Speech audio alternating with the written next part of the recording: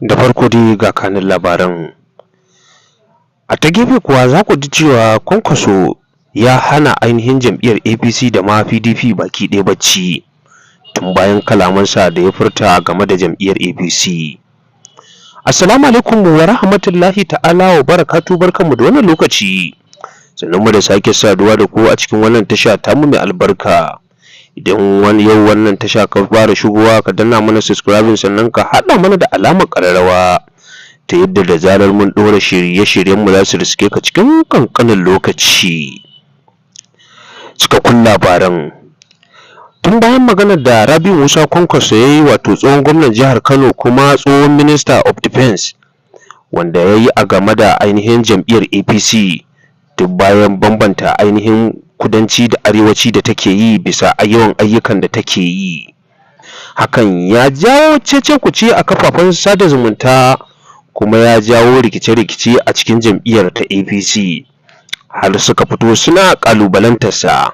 Cikin gaggawa suka kirawo ainihin taron ainihin shugabannin arewa, kuma arewar ta ƙara goya mu baya akan cewa ya ci gaba da mulki, ya ainihin gabatar da ainihin abubuwan da ake bukata a game da arewa.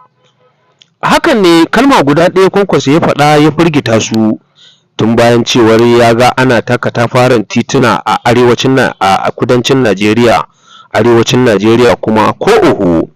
A hakan wannan martani ya faɗa, ina ga ya ƙara wani martanin da ya yi zafi kenan.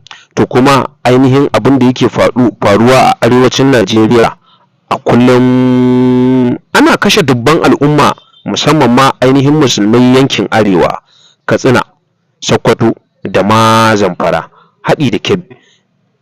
Wayannan garuruwa da ake kashe al'umma har yanzu babu wata gwamnati, sai dai ta fito ta ringa Allah wadai, kuma an san wayanda suke ɗaukan nauyin wayannan mutanen, amma an yi shiru, an rabu da su. Talaka ne da ya yi kuskure sai a zo a turo wasu ma'aikata su zo, ainihin ba a san ko su waye ba, su zo su ɗauke shi daga Kano sai Abuja. Wato a ringa yi musu ɗauki ɗaiɗai. Wato ku arewa ba a so ku san muhimmancin kanku, barantana a ce ku san ku su waye. Haka yake ta faruwa dai a arewacin Najeriya, kuma ga 2027 nan, kamar yadda Rabi'u Musa Kwankwaso ya faɗa, da yawancin malamai sun daga rakiyar ainihin Bola Ahmed Tinubu, wanda su ne suka yi ainihin tallan Bola Ahmed Tinubu ai muslim ticket. Ashe muslim ajiwukansu ne. Wasu malaman gwamnati daina kiransa zai, saboda ainihin suna gaya mata gaskiya. Da yawancin malamai ba sa iya gaya wa gwamnati gaskiya, sai dai abin da za su samu suke dubawa. Kaɗan ne daga ciki suka barranta kansu da gwamnati, kuma suke gaya gwamnati gaskiya.